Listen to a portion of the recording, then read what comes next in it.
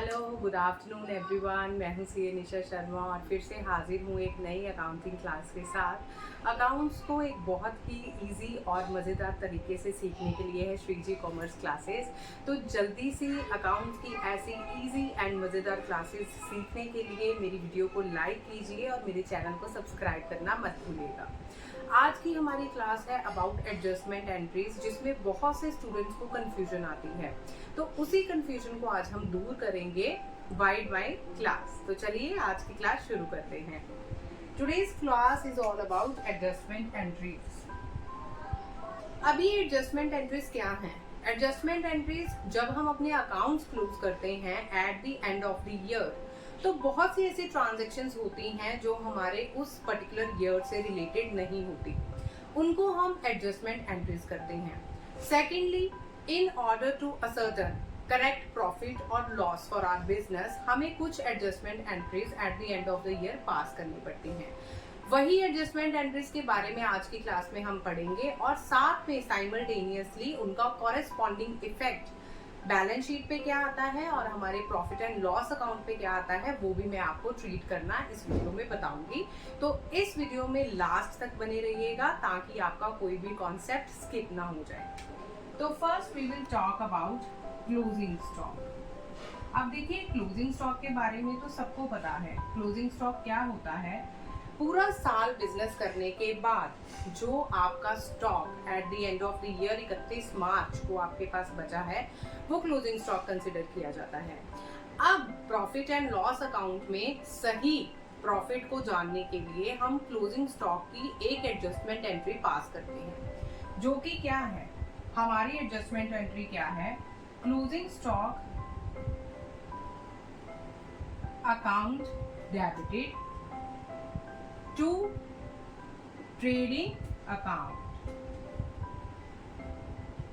मतलब closing stock को books में लाने के लिए हम क्लोजिंग स्टॉक की ये एडजस्टमेंट एंट्री पास करते हैं। अब साइमल्टेनियसली अगर मैं आपको इसका ट्रेडिंग अकाउंट में इफेक्ट दिखाऊंगी तो क्या होगा? दिस इज ट्रेडिंग अकाउंट की डेबिट साइड और ये है आपकी क्रेडिट साइड। ठीक है, तो जब भी हम ट्रेडिंग अकाउंट बनाएंगे तो हम ट्रेडिंग अकाउंट की क्रेडिट साइड पे अपना क्लोजिंग स्टॉक लेके आएंगे, जितनी वैल्यू हमने उसकी असर्टन की है। ठीक है, क्लोजिंग स्टॉक का एक सीधा सा फंडा है। क्लोजिंग स्टॉक को हम as per accounting concept at cost और net realisable value whichever is less, उस पे डिटर्मिन करते हैं। तो क्लोजिंग स्टॉक आपके बुक्स में at the end of the year जो भी होगा, आप उसको ट्रेडिंग अकाउंट पे लेके आएंगे एंड बैलेंस शीट में इसका क्या ट्रीटमेंट है वो भी हम साइमल्टेनियसली सीखेंगे। अब देखिए, आपकी बैलेंस शीट में दो साइड्स हैं, लायबिलिटीज एंड एसेट्स। ठीक हो गया। क्लोजिंग स्टॉक आपका क्या है? क्लोजिंग स्टॉक आपके बिजनेस का एसेट है। तो आप क्लोजिंग स्टॉक को कहां दिखाएंगे? Under the head assets closing stock. जो वैल्यू आपने ट्रेडिंग अकाउंट के क्रेडिट साइड पे क्लोजिंग स्टॉक की मेंशन की है, वही वैल्यू हम बैलेंस शीट में एसेट साइड पे मेंशन करेंगे। ठीक हो गया। ये है हमारी क्लोजिंग स्टॉक की adjustment entry. Second adjustment entry is about outstanding expenses. Outstanding expenses की एडजस्टमेंट एंट्री पास करने से पहले हम थोड़ा सा उसके बारे में जान लेते हैं। आउटस्टैंडिंग एक्सपेंसेस क्या होते हैं? वो एक्सपेंसेस जो ड्यू हो गए हैं but has not been paid till the end of the year. Outstanding expenses की एग्जांपल हम ले सकते हैं, जैसे हम वेजेस पे करते हैं। ठीक है, आउटस्टैंडिंग, आउटस्टैंडिंग के नाम से ही क्लियर है, वो वाले एक्सपेंसेस जो स्टैंडिंग है till the end of the year in the books, जो अभी तक हमने पे नहीं किए। इसको हम एग्जांपल के साथ कैसे समझेंगे? Wages of ₹50,000 has been paid. Wages of ₹4,500 due but not paid. देखिए 50,000 की वेजेस आप पे कर चुके हैं जो रिलेट करती है आपकी करंट ईयर से, ठीक है। लेकिन वेजेस 4500 की हैं जो ड्यू हो चुकी हैं बट पे नहीं की। अब इसको मैं अगर आपको प्रैक्टिकल कंडीशंस के अकॉर्डिंगली समझाऊं तो कुछ कंसर्न्स या कुछ एंटरप्राइजेस ऐसी होती हैं जो मार्च मंथ की salary in the month of April पे करती हैं, है ना। आपने पूरा मार्च महीने काम किया, मार्च महीने की सैलरी आपको मार्च में ना मिलके आपको अप्रैल में मिलती है। अब क्योंकि आपका जो मार्च महीने का काम आप अपने लेबर या एम्प्लॉय से ले चुके हैं that relates to your previous year, but जो आप उनको पेमेंट कर रहे हैं वो आप कर रहे हैं अप्रैल में, लेकिन वो पेमेंट रिलेट करती है आपकी प्रीवियस ईयर के मंथ से, इसीलिए उसकी ट्रीटमेंट आपको उसी साल के प्रॉफिट एंड लॉस अकाउंट और बैलेंस शीट में करनी जरूरी है। ठीक हो गया। तो हम वेजेस की एंट्री हम सब जानते हैं, मेरी प्रीवियस क्लासेस में मैंने आपको जर्नल एंट्रीज का बेसिक समझाया है जिसका लिंक मैं आपको इसी वीडियो में मेंशन कर दूंगी, आप उसी वीडियो पे क्लिक करके पुरानी वीडियोस देख सकते हैं। Wages of ₹4500 due but not paid, अभी तक आपने वेजेस पे नहीं की हैं तो उसकी एंट्री आ जाएगी wages account debited to outstanding wages account. अब देखिए इसका इफेक्ट क्या है, हमने यहाँ पर वेजेस अकाउंट को डेबिट किया है, मतलब हमने अपना एक्सपेंस बढ़ाया है। हमने अपना एक्सपेंस क्यों बढ़ाया है, क्योंकि अभी तक की जो आपकी 50,000 की वेजेस हैं वो रिलेट कर रही हैं from April to February of that year, ठीक है। मार्च मंथ की वेजेस आपने अपनी बुक्स में कंसिडर नहीं की हैं, लेकिन क्योंकि वो आपके उसी साल से रिलेटेड हैं तो आपको मैचिंग कंसेप्ट के तहत आपका करेक्ट प्रॉफिट जानने के लिए वेजेस को अपनी बुक्स में लाना बहुत जरूरी है। तो आप 4500 से अपनी वेजेस को बढ़ा देंगे। साइमल्टेनियसली आप अपनी बैलेंस शीट में आउटस्टैंडिंग वेजेस को लाइबिलिटी साइड पे दिखाएंगे, क्योंकि अभी आपने बुक्स में अपनी वेजेस कंसीडर कर ली है एक्सपेंस साइड पे और वो आपकी लाइबिलिटी हो गई है विच इज अक्रूड, जो कि ड्यू हो चुकी है पर अभी तक आपने पे नहीं की। तो देखिए हम इसका कैसे ट्रीटमेंट करेंगे। ट्रेडिंग एंड P&L अकाउंट में जब आप वेजेस लिखेंगे तो उन वेजेस में आप 4500 का अमाउंट वेजेस में प्लस कर देंगे, ठीक है। और लाइबिलिटी साइड पे आप आउटस्टैंडिंग वेजेस ले आएंगे 4500।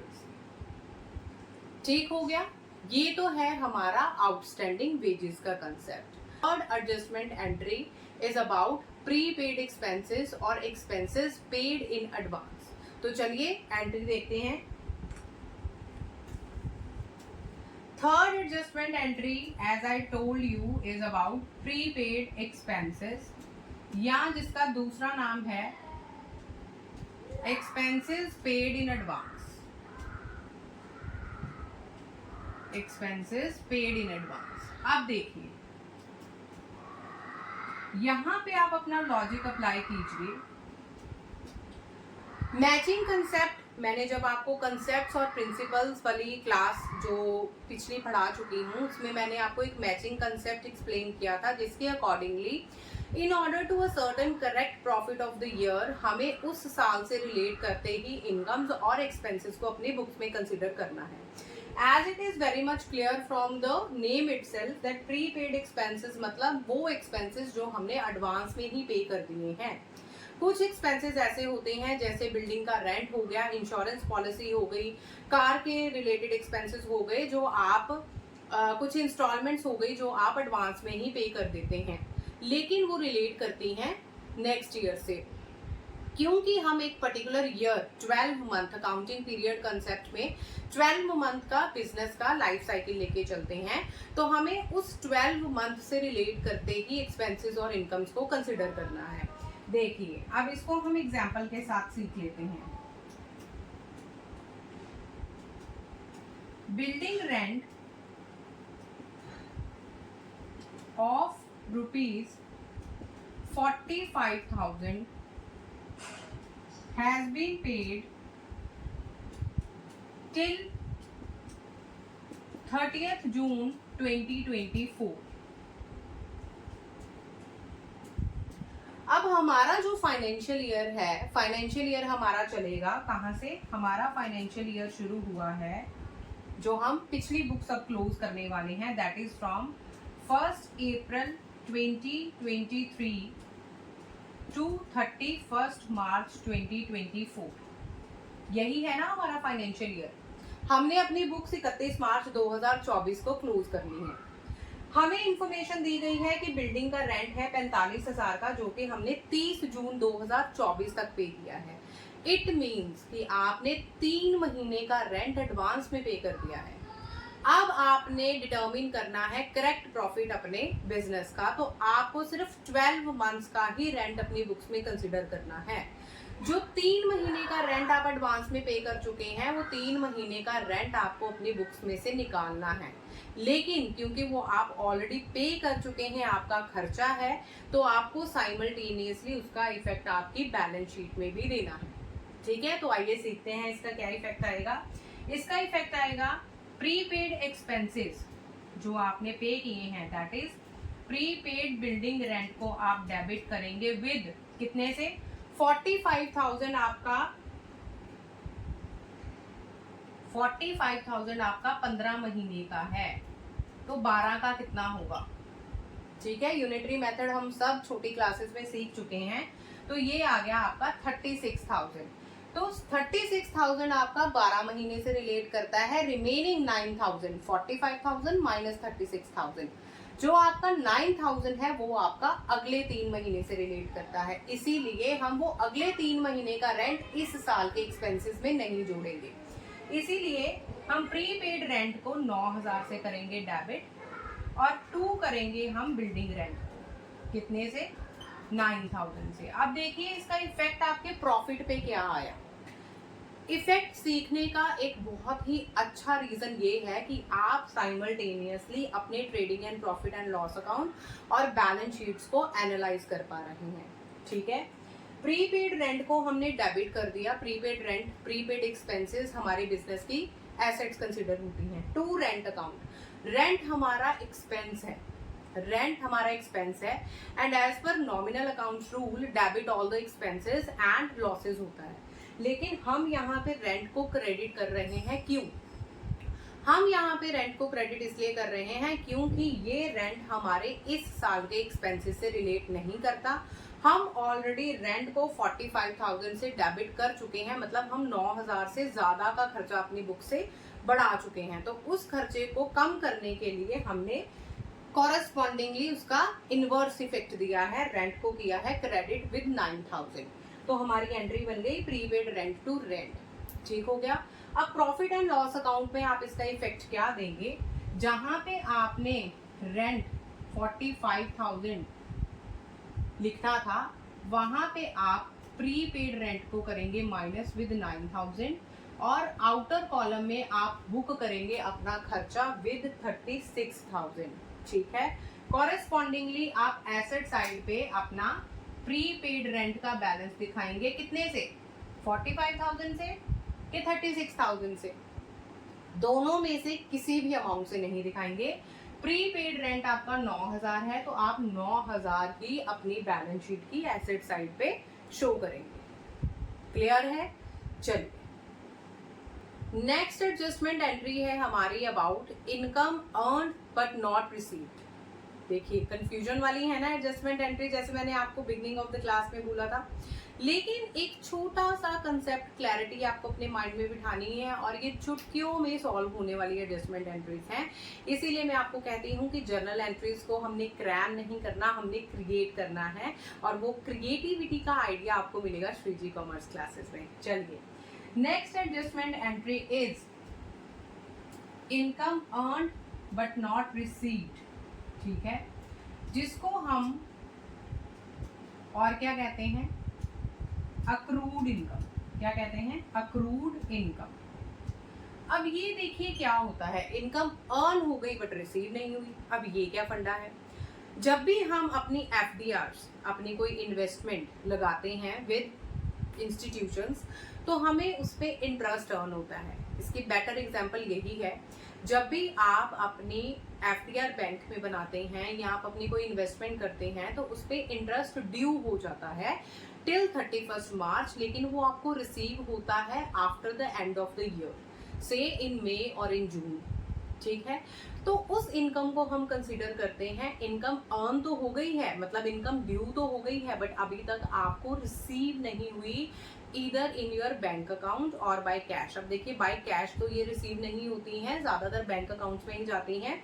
सो हम कह सकते हैं income earn but not received का कंसेप्ट ये है वो वाली इनकम जो ड्यू हो चुकी है, जो आपकी इन्वेस्टमेंट में अक्रू हो चुकी है लेकिन एक्चुअल में आपके पास अभी नहीं आई है। ठीक है, इसकी एग्जाम्पल हम क्या लेंगे जो अभी मैंने आपको बताया है, that is interest on investment. Interest on investment of ₹5,500 was due till 31st मार्च।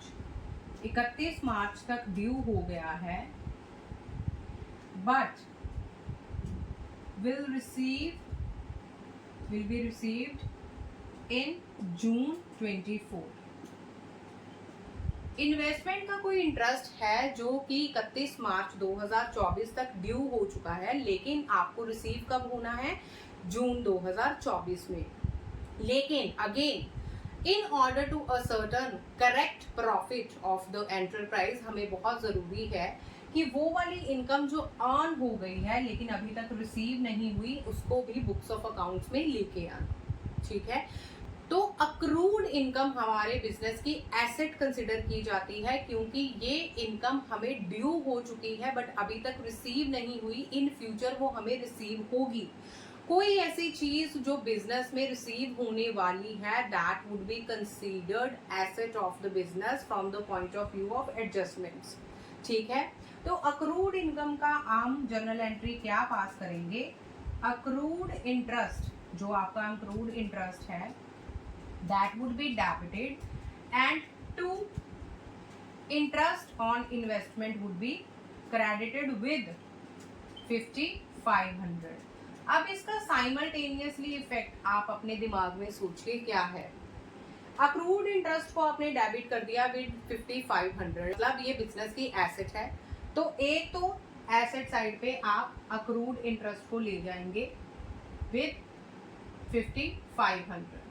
दूसरा कॉरेस्पॉन्डिंग इफेक्ट देखिए, टू इंटरेस्ट ऑन इन्वेस्टमेंट 5,500, हम अपनी इनकम को 5,500 से बढ़ा रहे हैं। हम अपनी बुक्स में जो इंटरेस्ट ड्यू हो चुका है बट अभी तक हमें रिसीव नहीं आया हुआ, उस इंटरेस्ट को हम अपनी बुक्स में लेके आ रहे हैं। ठीक है, इस एंट्री के जरिए। तो जब आप प्रॉफिट एंड लॉस अकाउंट में इंटरेस्ट शो करेंगे तो उसमें आप क्या करेंगे, 5,500 से अपना इंटरेस्ट बढ़ा देंगे। ठीक हो गया, जो इंटरेस्ट ऑन इन्वेस्टमेंट की रिस्पेक्टिव फिगर पहले से ही आपको क्वेश्चन में मेंशन होगी, आप 5500 से और फिगर को और बढ़ा देंगे। ठीक है, ये हो गया हमारा effect income earned but not received का। नेक्स्ट एंट्री पढ़ाने से पहले मैं आपको एक चीज क्लियर कर देना चाहती हूँ कि एडजस्टमेंट एंट्रीज का मतलब ही ये होता है कि उसका ट्रीटमेंट हमेशा दो जगह पे होता है। Trading and profit and loss account में भी उसका ट्रीटमेंट होगा और बैलेंस शीट में भी उसका ट्रीटमेंट होगा ही। ये आप अपने माइंड में कंसिडर करके रखिए कि जब भी आपको एडजस्टमेंट एंट्रीज आएंगी आपने उन एडजस्टमेंट एंट्रीज को दो जगह पे शो करना है, trading and profit and loss account and balance sheet based on the nature of the expense और इनकम। ठीक है, चलिए इसी के साथ हम नेक्स्ट एडजस्टमेंट एंट्री पास करते हैं। अब इनकम रिसीव्ड इन एडवांस, देखिए प्रीपेड एक्सपेंसेस तो हमने पढ़ लिया था, वो वाले एक्सपेंसेस जो हमने एडवांस में पे किए। तो अब कुछ इनकम भी तो ऐसी हो सकती हैं जो हम एडवांस में रिसीव कर लेते हैं, लेकिन उन इनकम के सामने अभी तक ना तो हमने गुड्स सेल की हैं और ना ही हमने सर्विसेज रेकर की हैं। ठीक है, हमने अभी तक वो सर्विसेज भी रेंडर नहीं की और हमने गुड्स भी सेल नहीं की, लेकिन उसके सामने पेमेंट हमें पहले से ही रिसीव हो गई है। अब ये तो हो गया यहाँ पे गलत, क्यों? क्योंकि एज पर मैचिंग कंसेप्ट जो इनकम आपकी उस सेल या सर्विसेज से रिलेट करती है जो आप ऑलरेडी रेंडर कर चुके हैं या सेल कर चुके हैं, वही इनकम आप अपने बुक्स ऑफ अकाउंट्स में दिखाएंगे। अदरवाइज आपकी जो असर्टनमेंट ऑफ प्रॉफिट है वो गलत हो जाएगी। ठीक हो गया? तो इनकम रिसीव्ड इन एडवांस का हम यहाँ पर क्या ट्रीटमेंट करेंगे, चलो देखते हैं। इनकम रिसीव्ड इन एडवांस हमारी एंटरप्राइज या कंसर्न की लायबिलिटी कंसिडर की जाएगी। तो लायबिलिटी का हमेशा जो बैलेंस होता है वो होता है क्रेडिट, ये तो हम सब जानते हैं। एसेट्स का बैलेंस होता है डेबिट और लायबिलिटीज का बैलेंस होता है क्रेडिट। तो हम इनकम रिसीव्ड इन एडवांस को पहले से ही क्रेडिट कर देंगे। डेबिट किसको करेंगे? जो हमें इनकम रिस्पेक्टिवली एडवांस में रिसीव हुई है। जैसे इसकी एग्जांपल अगर हम ले लें तो हम लेंगे कि कमीशन, ठीक है, commission of rupees 14,000 received till 31st May 2014। आपकी 14,000 की कमीशन आपने 31 मई 2024 तक रिसीव कर ली है, लेकिन as per matching concept and accounting period concept in order to ascertain correct profit और लॉस ऑफ द बिजनेस आपको सिर्फ 12 महीने के एक्सपेंसेस हुई और इनकम ही कंसीडर करनी है। तो 14,000 है आपका 14 महीने का, ठीक है, तो 2 महीने का आपका बन जाएगा 2,000 रुपए कमीशन जो आपने एडवांस में रिसीव कर ली है। अब इस कमीशन को आप अपनी बुक्स में से करेंगे एलिमिनेट, मतलब आप एंट्री क्या पास करेंगे? कमीशन अकाउंट डेबिटेड कितने से? 2,000 से, to commission received in advance कितने से? 2,000 से। अब इसका कॉरेस्पॉन्डिंग इफेक्ट बताइए। कमीशन आपने डेबिट कर दी है 2,000 से, मतलब आपकी कमीशन एडवांस में रिसीव हुई है, वो आपकी इनकम है। लेकिन यहाँ पर आप अपनी कमीशन को कर रहे हैं डेबिट, मतलब आप अपनी कमीशन जो इनकम है उसको कम कर रहे हैं 2,000 से। तो आप इसका effect profit and loss account में क्या दिखाएंगे? जो कमीशन आपके पास मेंशन्ड है आप 14,000 नहीं शो करेंगे, आप करेंगे यहाँ पर कमीशन इनकम 12,000 से, ठीक है। और जो 2,000 है कमीशन वो आपकी लायबिलिटी है, तो आप उस कमीशन को यहाँ पे दिखाएंगे कमीशन रिसीव्ड इन एडवांस कितने से? 2,000 से, ठीक है। तो इसका साइमल्टेनियस इफेक्ट आपका क्या आ गया कि आपने अपनी जो इनकम है कमीशन उसको डेबिट कर दिया है। नॉमिनल अकाउंट में हम इनकम को हमेशा क्रेडिट करते हैं, लेकिन अगर हम कमीशन को यहाँ पे डेबिट कर रहे हैं मींस कि हम अपनी कमीशन को 2,000 से कम कर रहे हैं in order to ascertain correct profit. और to commission received in advance आपकी लायबिलिटी है, क्योंकि इसके रिलेटेड अभी तक आपने सेल्स नहीं की है, सर्विसेज नहीं रेंडर की हैं, तो आप उसको लायबिलिटी साइड पे कंसीडर करेंगे, ठीक है। ये हो गई आज की क्लास हमारी अबाउट द एडजस्टमेंट एंट्रीज, जो कि बहुत ही क्रूशियल होती हैं और बहुत ही स्टूडेंट्स को तकलीफ देती हैं क्योंकि ये बहुत ही कंफ्यूजिंग होती हैं। होप करती हूँ कि आपको मेरी ये क्लास में एडजस्टमेंट एंट्रीज में क्लैरिटी हो गई होगी। इन केस आपको कोई भी कंफ्यूजन आती है तो don't forget to drop the comment in my comment box. मैं जल्दी ही आप तक पहुंचूंगी आपको रिवर्ट बैक करने के लिए। अगर आपको मेरी ये वीडियो अच्छी लगी है तो मेरे एफर्ट्स को अप्रिशिएट करने के लिए वीडियो को लाइक करना मत भूलिएगा। इसी तरह अकाउंटिंग को बहुत ही इजी वे में सीखने के लिए मेरे श्री जी कॉमर्स क्लासेस के यूट्यूब चैनल को सब्सक्राइब करना मत भूलिएगा। Till then take care, have a nice day, bye bye.